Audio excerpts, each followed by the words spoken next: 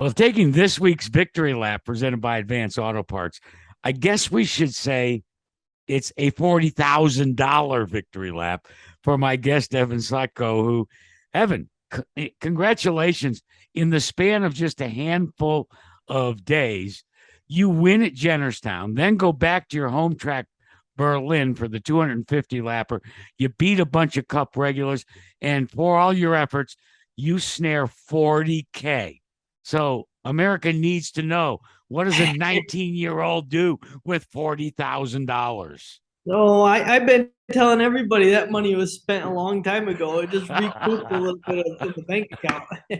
uh, Tell me a little bit about uh, that magical week, because not that you're an overnight sensation, but certainly it has generated a lot of national coverage for you and your career goals in super late model racing. Yeah, I mean, seriously, a dream come true. I've been wanting to win the 250 ever since I was, 6 years old or whatever. It's always been a goal of mine. And last year we were gonna win it, but we had an ignition box fail, like Ugh. 30 laps to go. We had an awesome car then, and we were leading it. Ignition box failed, so we've been devastated. That's been on our mind ever since last year. To come back and win that is unreal. And then we can't forget about the Jennerstown win as well. I mean, that's a big deal. Beat some big names there. It's seriously just a dream come true. I watched all of the Jennerstown race and most of the battle at Berlin, but that Northern cat Eddie McDonald, he was all over you like white on rice there in Jennerstown. What was it, as tight a battle as it looked like as I watched it on Flow? Well, so to be honest with you, I didn't know that weather was coming. We checked the weather before the race started, Uh huh. and we didn't see anything on our channel. So we were I just kind think of you'd trying to better. ride I out. think you'd better change the channel. Right? So we were just riding around saving tires. And like, man, why is this guy pushing so hard? Well, come to find out, rain was right there. So I do think that we had, the best car. I mean, obviously, it's hard to say, but the car was just spot on all night. Can't take anything away from those guys, though. They were pretty quick as well. I just feel like it was our night. The tires worked out great. The car was great. The weather came to us. Everything just aligned. And it paved the way for a return to your home track for what is arguably the one of the Midwest's late model circuit's biggest races. So when you unload it off the trailer, and there are numerous cup drivers that are taking one-offs to do battle at Berlin, did it hit you that you were going to be competing with some of the very, very best as you got ready to compete for those 250 laps? Yeah, I mean, that race, we're kind of right in the middle of our hot streak. We went on a little bit of a roll. Yeah. So everybody's like, oh, you got to feel really good going into this. It's like, no, I don't care how many races I won. I'm still the underdog. So it was such an honor racing against those guys. I mean, it was just really, really cool. It's not too often you can beat cup guys like that. So who was the toughest of the cup guys? William Byron was really, really good. He's a We beast. figured He's a beast. Yeah. he is. He really is. And then Carson Hosevar, that's his home track. So I figured they'd both be pretty tough, and they both were for a while. I felt like they pushed it a little bit too hard, too early, and they burned their stuff up. So Brian Campbell and I kind of rode around the whole race, and we were the ones there at the end. Evan, I say this all the time when I cover events. Guys like you, when you're starting in your career, your main bill of fare off the racing buffet are 35 or 45 or 50 lappers. And that means you got to get up on the wheel right from the drop of the green rag. But in the case of the big money races, young guys like you have to acquire the racecraft skill of how to save tires, how to have what you need at the end. So where did you get so good at it, and how did you get so good at it?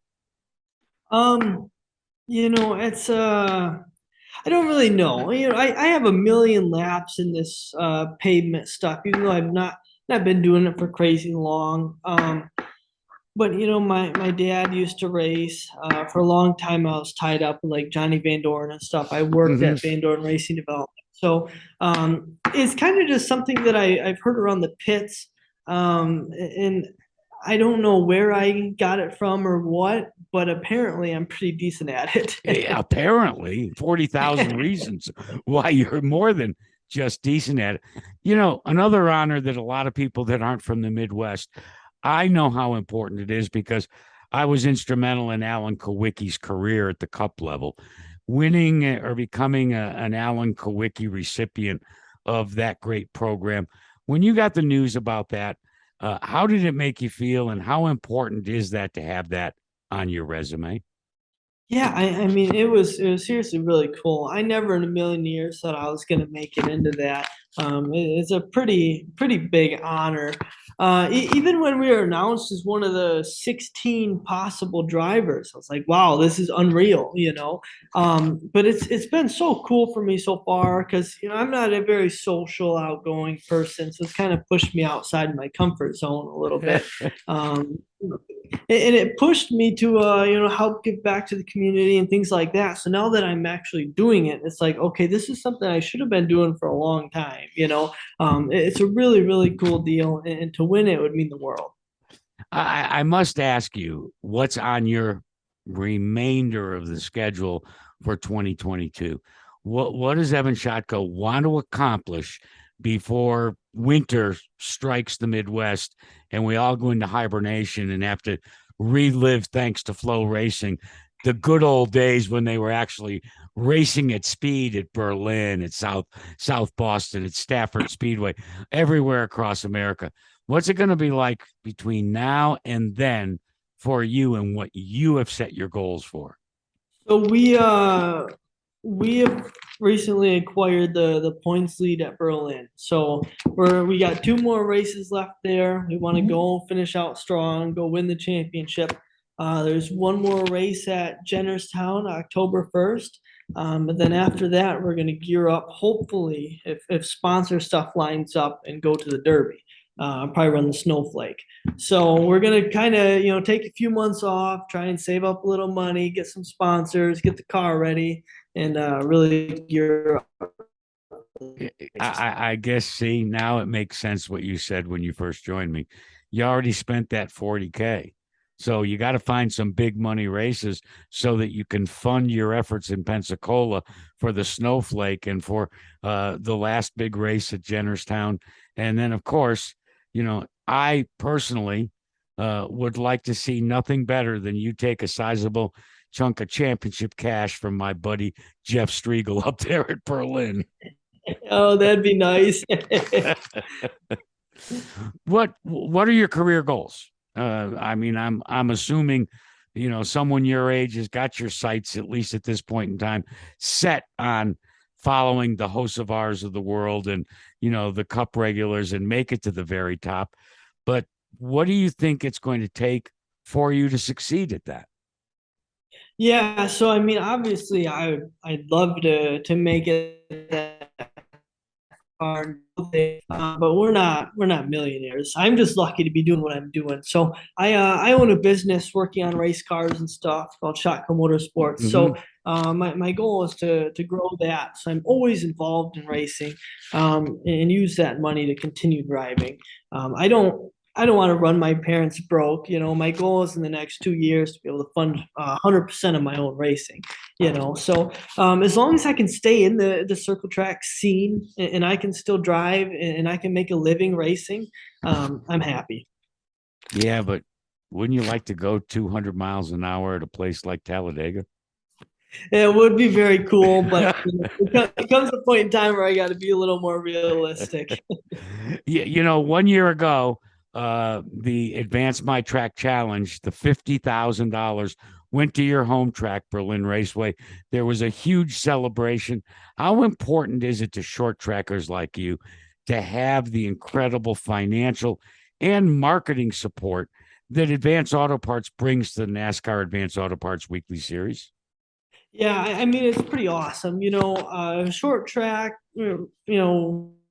short tracks around the country, they typically don't make a ton of money. Yeah. They do it because they love it. So, that money is really able to help them out in the areas that they need. It's a pretty awesome thing of them to do. And I think it's really going to help out short track racing in the long run. And there's a pretty fat check that goes to winning the track championship, too. Right. I don't even know what it is. Let's put it this way. It's Jennerstown and Berlin money. How about that? Oh, wow. Yeah. So you'd better put your nose to the grindstone, my friend. Hey, Right. congratulations on an incredible run. Keep it going. Keep the elbows up. Keep your nose to the grindstone. Keep working that side hustle that is going to pay for your racing with your little racing development operation. And I got a sneaky suspicion we're going to visit a number of times here in the wind tunnel as you continue to grab checkered flags. Evan, thanks so much for joining us today. Yeah, thank you very much for having me.